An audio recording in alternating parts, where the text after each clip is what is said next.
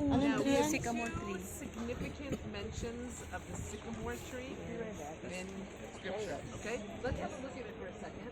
It's lost its leaves because it's winter time, but can you see it has a lot of these very small twiglets sticking out of it? That's the classic hallmark of a sycamore. It's actually a sycamore-fig, which means it has a fruit on it. It's the same family as the fig tree, but the fruit is not as large and not as tasty and not as nutritious as a fig. It's like a poor man's fig, okay? So everybody remembers the story of Zacchaeus, right? Yes. Who is a very short man, and he's also a tax collector, right? And when Jesus is coming to visit Jericho, Zacchaeus climbs up into the sycamore tree so he can get a look at him coming down on the roof. Okay? Now, it seems very kind of coincidental that the tree that Zacchaeus decides to climb into is a sycamore, but it's not coincidental at all. Okay? Two important things that you need to know. First of all, that Zacchaeus was a Jewish tax collector. Okay? Now, Jesus lived at a time when the land of Israel, which was called Judea, was under Roman occupation. Right? It was a province of the Roman Empire, and it was ruled by Rome. And the reason why the Romans were here was for wealth and power. They didn't care anything about the local residents. It was all about wealth and power for Rome. So as part of this whole system, the Romans levied 6 or 7 different kinds of taxes on the Jews who lived here during Jesus' time. And in addition to that, the Roman administration was completely corrupt, so that all the people who collected the taxes took bribes from all the local people. Historians estimate that the Jews of the land of Judea during Jesus' time probably paid about 80% of their income in taxes and bribes to the Roman officials. Okay?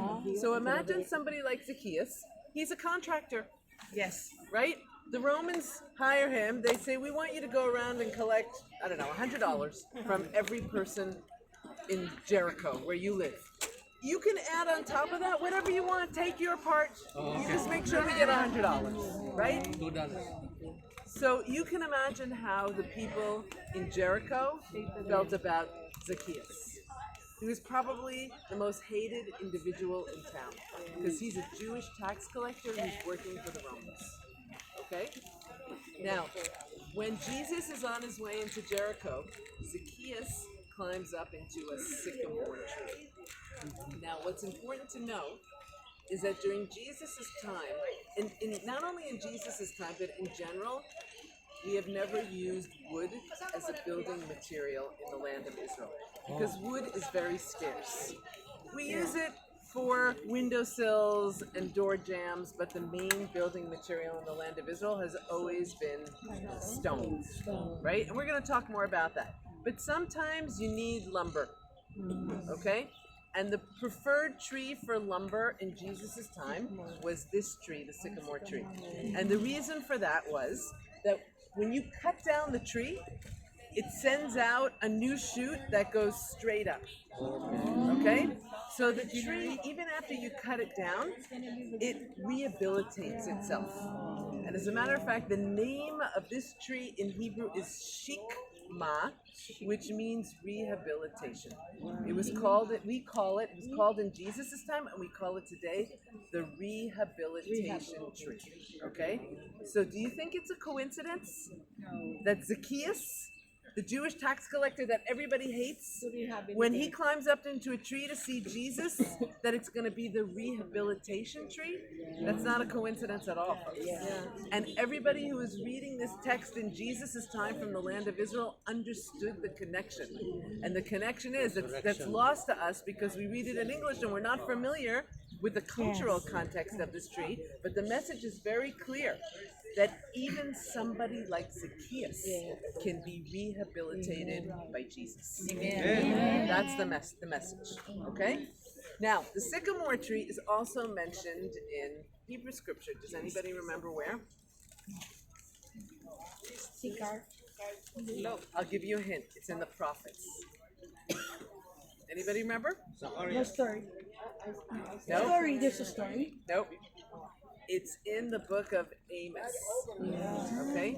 Amos is a shepherd and a dresser of sycamores. That's how he describes himself. Okay? He goes up to the temple in Beit El because he can no longer remain silent in the face of what he sees is going on there. Okay? Now, Amos was not a simple guy, right? He says, I'm a shepherd and a dresser of sycamores, okay? What we think is that he owned many herds of sheep and goats, and that he owned orchards of sycamore trees, okay? Now, the sycamore was valuable both for the lumber and for the figs, for the fruit, okay? Which is a poor man's fruit, we said. Now, this tree, in order for the figs to ripen, they have to be pollinated by a certain insect that is extinct, that we don't have anymore. Okay, the tree actually comes from Africa, and the insect that pollinates it is a wasp that we don't have in Israel. Okay, and we do, but not that kind of wasp. Okay, now what happens is the wasp lands on the fruit and makes a hole in it. And to get out the nectar. Yes. And that's how the pollen gets in through that hole. Okay? But since we don't have the wasp here, if you want the fruit to be pollinated, then somebody has to climb up into that tree with a toothpick and to puncture every single fig. Okay? And that's what Amos had to do as a dresser of sycamores. That was a dresser of sycamores. Now, Amos takes his figs and he takes his wood up to market in Bethel, and he goes to the temple there, and he is appalled by what he sees. First of all, he sees that the only ones who can worship in the temple are rich people. Poor people can't afford the nice clothes that you have to wear to be able to get let in there, and they can't afford the money to pay for the sacrifice. So only rich people are worshiping there. And the rich people who are worshiping there are corrupt, and they're oppressing the poor. The judicial system, all the judges are corrupt. Poor people can't get what they need, and Amos is infuriated by this. And Amos is very similar to all the other prophets.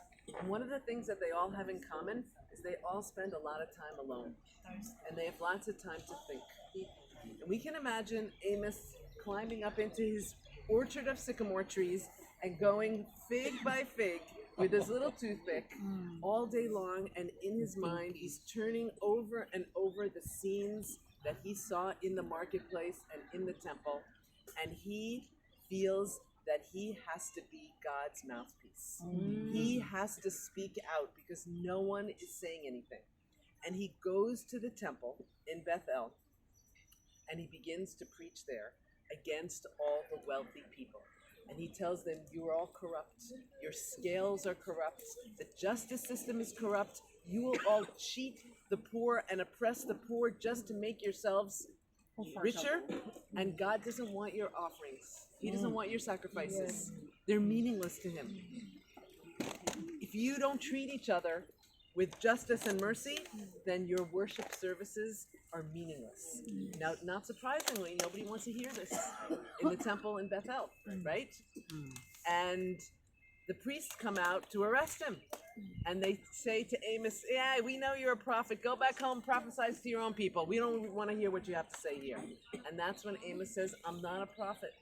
I am a shepherd and a dresser of sycamores, and I have come here to speak the truth that you don't want to hear here.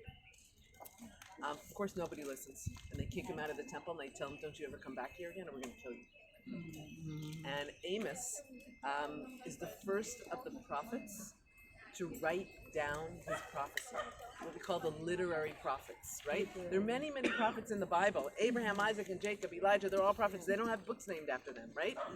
Amos is the first of the literary prophets who writes down the visions that he received from God, because he says this generation is hopeless. Nobody is listening to me, but if I write this down and people can read it, maybe somebody later on will listen.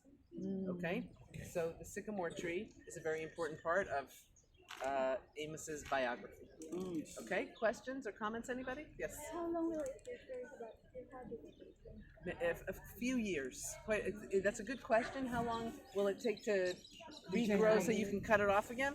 I'm not sure. I'll check and see if I can get an answer for you. Okay? Any other questions? Okay, so let's head to the bus.